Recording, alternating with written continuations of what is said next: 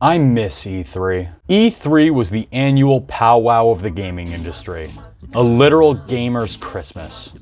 It's hard to imagine there are kids today getting into the industry that might not remember that there was a time once a year where the entire industry got in front of a stadium full of people and, at its best, shot off game after game, new reveals, exclusives, and moments to connect with the leaders of the industry we love so much. At its worst, these things were a lot fucking messier than a Nintendo Direct ever could be. Hi. Yeah, that one's a winner. Maybe we'll get to that one too. Nintendo was the first of the 3 major gaming companies to end their traditional E3 press conferences and switch to a pre-recorded, cleanly edited format. And regardless of how you feel about that, maybe after this video you'll understand why. In 2008, Nintendo was riding high.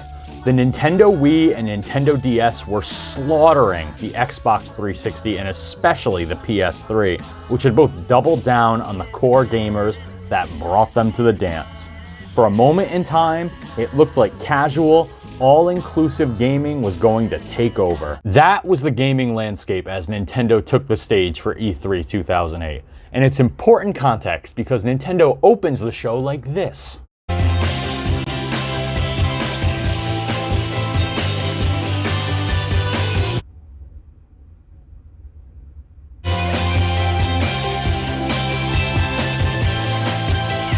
It really was such a different time.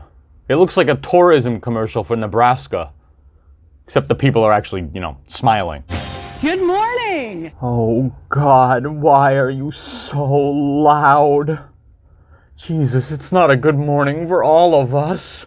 How can you not be happy when your job every day is to get up and think about video games? So this is a crowd full of journalists whose exact job description is to wake up and think about video games, and the sad irony is they're going to spend the next hour having their spirits broken.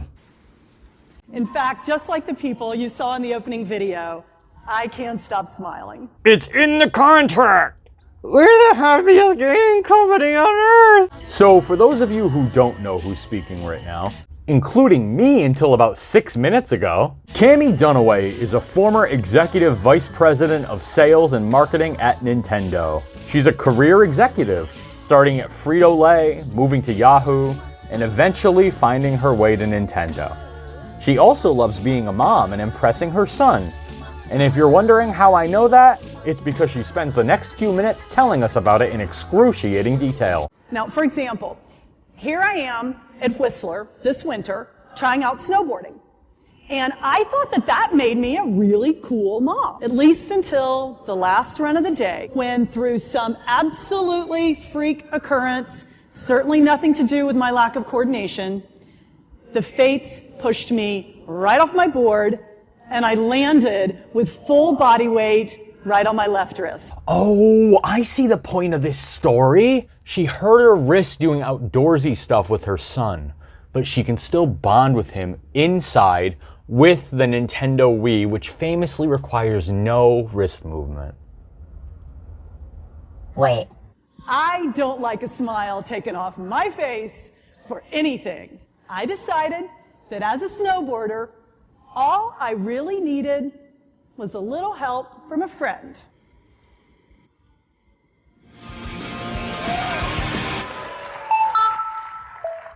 Oh, it was to announce the snowboarding game. It is kind of an inspired way to announce a game.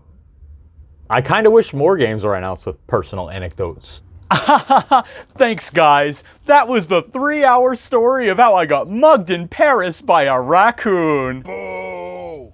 Get off the stage! So anyway, that leads me to my next segment. Why don't we take a look at our new game, Sly Cooper and the Thievius Raccoonist? Very loud.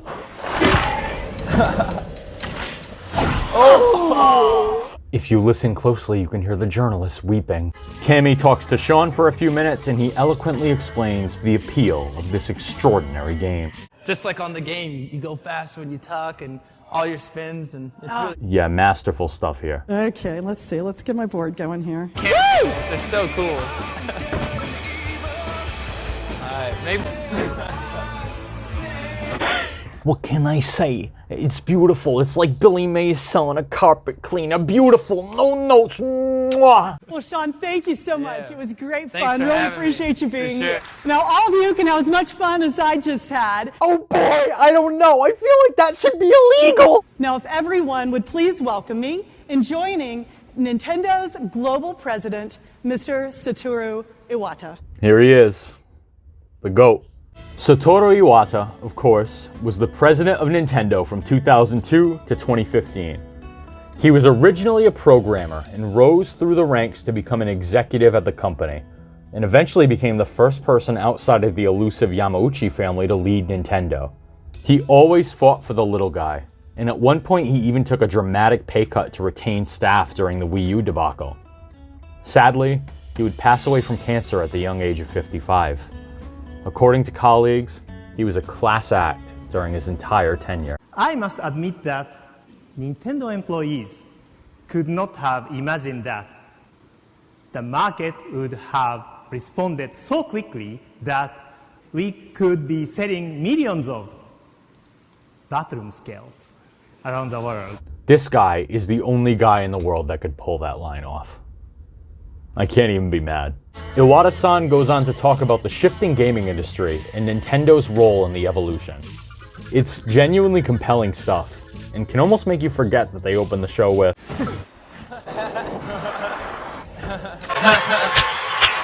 Today, I want to let you know that our internal team, which creates Mario games, and the one that make Zelda games, are both hard at work.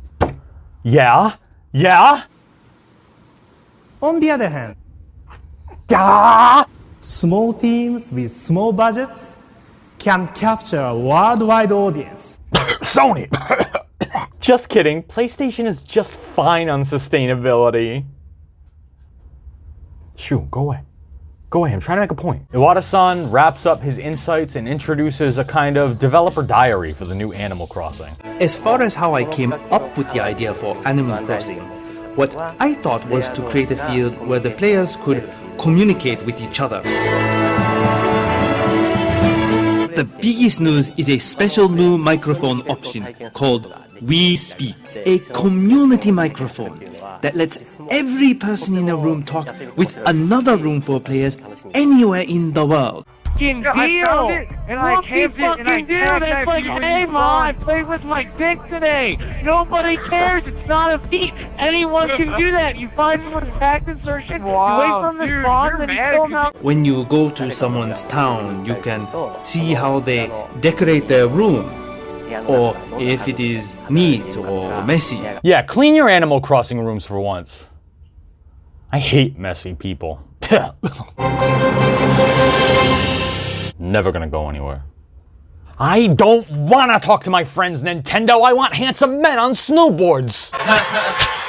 Ladies and gentlemen, please welcome the President and Chief Operating Officer for Nintendo of America, Reggie Fils-Aimé. That's a name I've not heard in quite some time. Reggie needs no introduction. He's iconic, he's gregarious. Lifetime sales in the US for Wii hardware reached 10 million systems. And today he's just here to flex. The sales of these two game devices alone now combine to represent more than $5 billion at retail just in the US. The ultimate Nintendo pipeline, from Chinese sweatshop to Walmarts to retirement homes in as little as just a few weeks. There are still tens of millions of people around the world ready to get into the game that we all love. Capitalism? Cease and desist orders? Armed robbery? And at the same time, there are millions of us veteran gamers hungry for what's next. Oh, I'm picking up what you're putting down, Reggie. I'm feeling a new Zelda. Here are lifetime global hardware unit sales for the last iteration of each major platform. Oh, we're still flexing. Okay. You know, I don't remember any of these slides during the Wii U generation.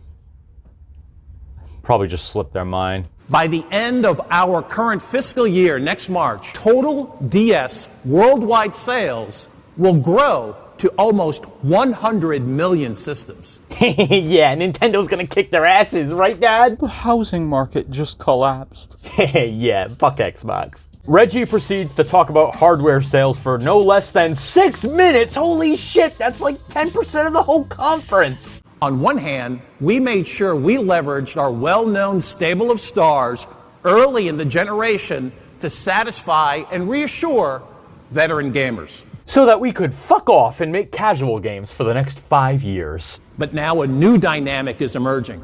Having passed a year and a half in the market, our creative third-party partners are finding success with Wii. They're all trying to get that Carnival Games money. I'm getting Call of Duty Wii non-flashbacks.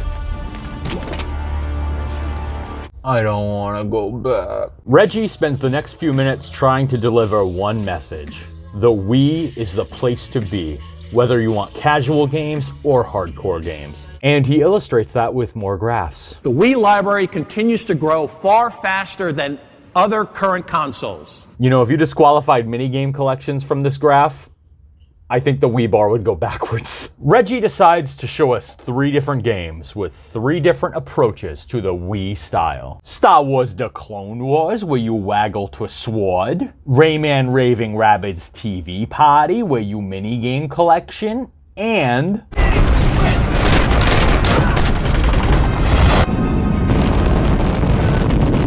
why must my suffering never cease?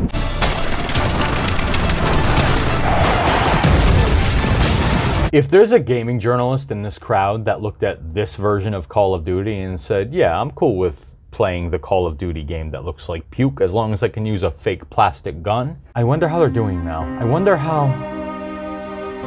everything turned out for them. Resources are available.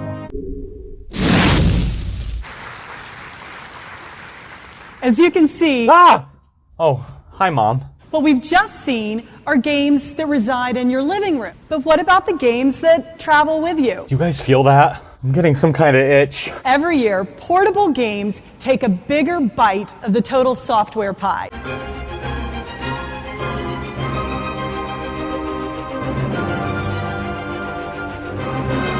Activision reports that the current DS version of Guitar Hero on Tour sold 300,000 copies in America. Wow, I'm so happy for Activision. I hope they can take a world tour off a cliff.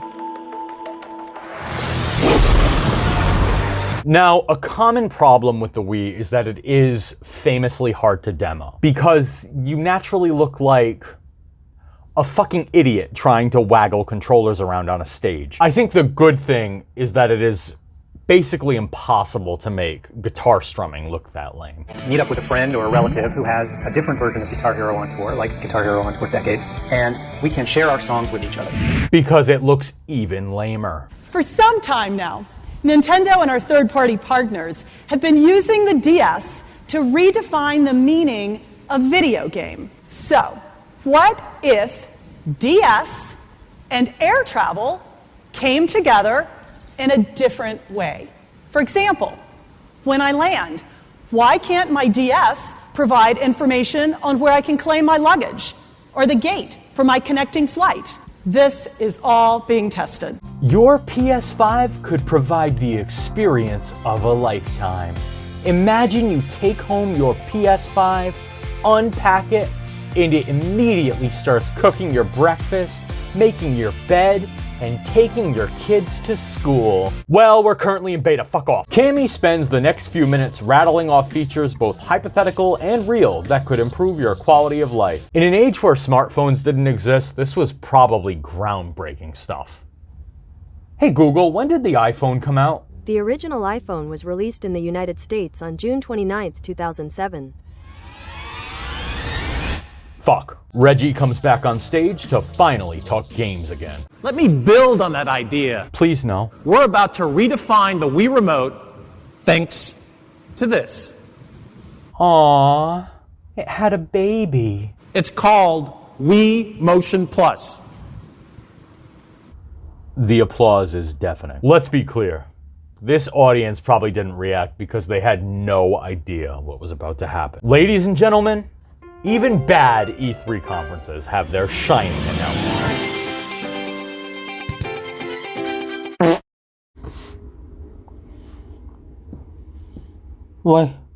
Why couldn't they just show a trailer? I want to show the group something that's a little bit more my speed.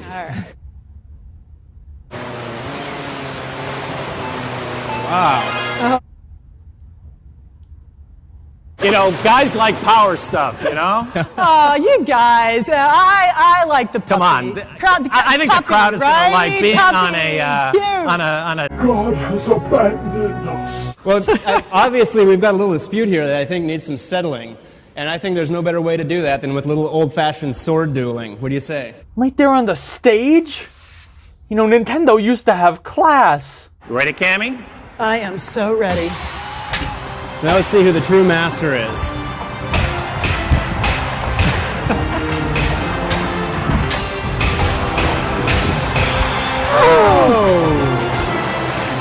That was too quick. That's why they call me the Reginator. Oh. Reginator.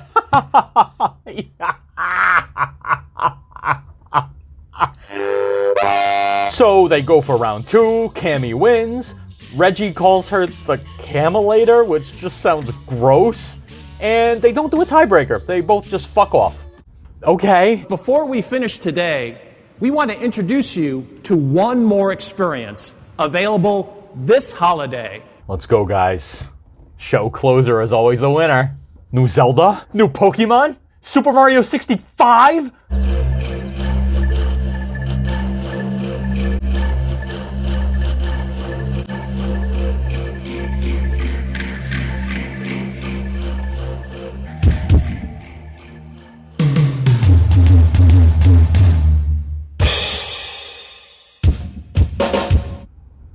Huh?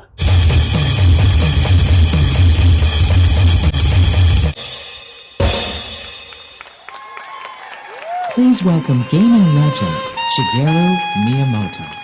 No, not the Walt Disney of video games. No, you can't do this to him.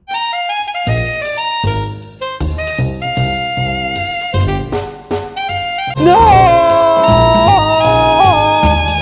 So, for those of you who don't remember, Wii Music was the most eclectic Wii series game Nintendo ever released. What started as the first game to be directed by legendary game composer Kazumi Totaka would end up being demoed for the first time right here, in front of an audience with eyes and ears, I must remind you, on the E3 stage.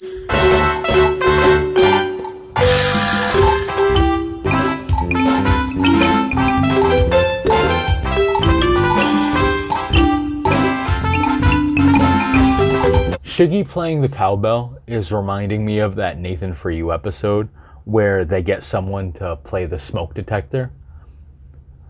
It is so grating, it's unbelievable.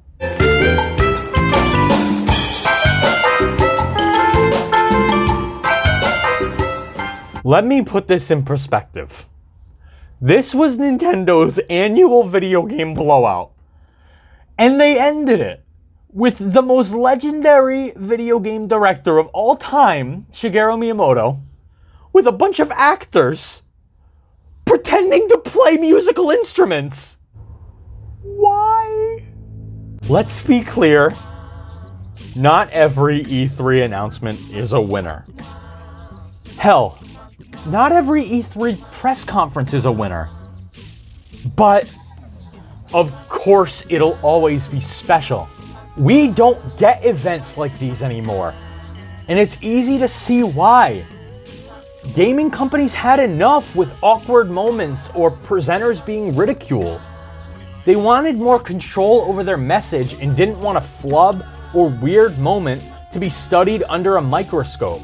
Sometimes that's all the attention a press conference would get, but these moments are the most human. It made gaming as a community more accessible. I give credit to someone like Cammy Dunaway, who probably put up with a lot of flack from extremely online gamers, all while just trying to be herself. All while just trying to show the fun stuff they had. I'll always miss E3. Nintendo simply brings more smiles to more faces. Cammy, blink if you need help.